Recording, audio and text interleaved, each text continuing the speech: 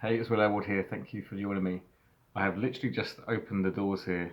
It's raining, and the sound of the rain hitting the pond and the sounds of the birds singing is extremely meditative, which is pretty topical because this is exactly what I'm talking about. I'm talking about how to meditate and just giving a really simple guide. So earlier this week, I had a coaching call, and my client asked, I've tried meditation. I know that I should be meditating. I don't believe there are any shoulds, but I think the message here was that she recognized the benefits of meditation, and this is something she wanted to learn. So I gave her a very, very simple guide, and this is what I'm giving to you right now. So, first of all, let's start with a definition of meditation, because even this word alone, it conjures up a certain image, right, based on what you've heard and what you understand of meditation. Now, meditation for me is watching the thinker. This is a very simple definition. This is my truth. There's loads of different definitions. I encourage you to form your own definition of this word as you develop a practice. But for me, it's about observing the thinker. It's taking a break from those automatic thought patterns, from that constant judging and remembering and planning and dreading, all of these different types of thought that we experience that pull us away from the present moment. It's stopping that. It's watching the thinker. It's seeing what's happening. It's being mindful. Mindfulness and meditation are, for me, two sides of the same coin. So let's start with how to meditate. Well, posture is quite important. When you start out, I really suggest just sitting on a chair. Now, you'll see these yogis sat on the ground or meditation cushions or cross legs with their sort of arms like this. That's great. For now, when you start off, make things simple. Sit on the chair. Eyes. Do they have to be open? Do they have to be closed? Both. Your eyes can be closed if that's okay, if you're particularly tired. Maybe not the best idea because you may fall asleep. I've dozed off during meditations before, believe me. If you are going to keep your eyes open, develop a soft focus. Develop a soft focus, so just very, very softly focus. I was trying to find another word for softly focus, but rather than sort of, looking harshly and, just very, very soft focus, just resting your eyes and look down as well. That helps to sort of look down just in front of you with a soft focus. So a straight back, the reason why I suggest sitting on a chair is you want to have a straight back. This will affect the breathing. So often we're hunched over. I'm a terrible huncher.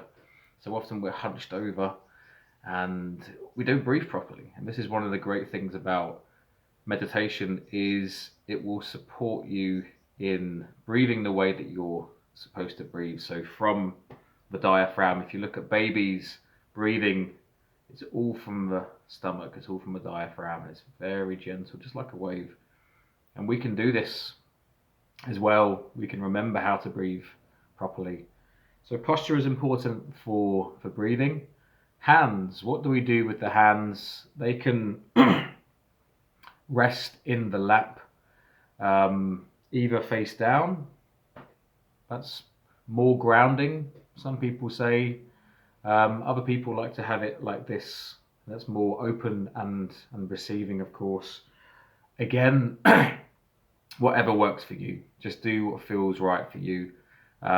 It's counter-intuitive to get too technical with meditation, I think. I think it's best just to practice, just to go for it, just to learn and discover what works for you. And this is really just my guide of what works for you.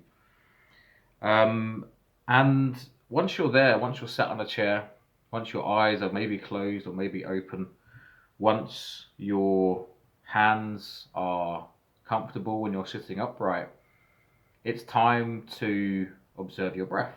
And this is one of the easiest ways to meditate. There's so many different ways to meditate.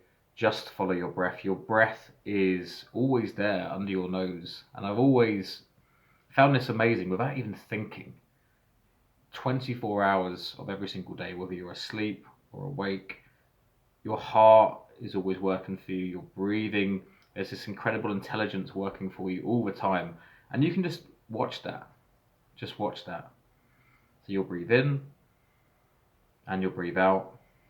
And there may be pauses at the top of the breath, there may be pauses at the bottom. And you can just notice how you're breathing. Are you breathing through your nose? Are you breathing through your mouth? Again, however you're breathing is fine. Don't try and change it. Don't try and manipulate the breath. Just watch the breath as you breathe in and breathe out. And now your mind is going to wander. This is where it gets interesting. So your breath is your anchor. Your breath is that thing that's going to pull you back to the present moment. It's that thing that's always going to be there, like a ticking clock. It's always there. And you want to watch that, except you have a mind. And I'm sure as you've noticed, this mind likes to get distracted. So as you're sat there, this thought will pop up. Am I doing this right? Did I miss anything that Will said? Maybe another thought, am I enlightened yet? Am I there? Am I officially a yogi? Another thought might pop up. This is stupid. Don't know why I even bothered doing this. It could be, I've got to call Janice later from HR. And all these different thoughts will arise. Some may be positive, some may be negative. You may experience some memories, some reminders, some goals, almost definitely some problems will pop up, and you'll watch it. You'll watch the thinker, and then you go back to your breath. This is the biggest myth about meditation. I think the biggest myth about meditation, and the reason why most people stop, is when they notice their mind has wandered, they think they're doing it wrong. So they notice that they get distracted and they remember or they plan or they think about problems, and when they go, oh my gosh, I'm doing it wrong, I can't meditate. Except the second you realize, the moment you realize your mind has wandered and it's gone into thinking, that's when you're winning. That's when you're aware. That's when you are watching the thinker. And that's when you go back to your breath. So this has been hopefully helpful. You can let me know by leaving me a comment. If you found this valuable, you may like to share as well. And I really hope you have a wonderful day. Thanks for watching this. I'll see you soon. Bye.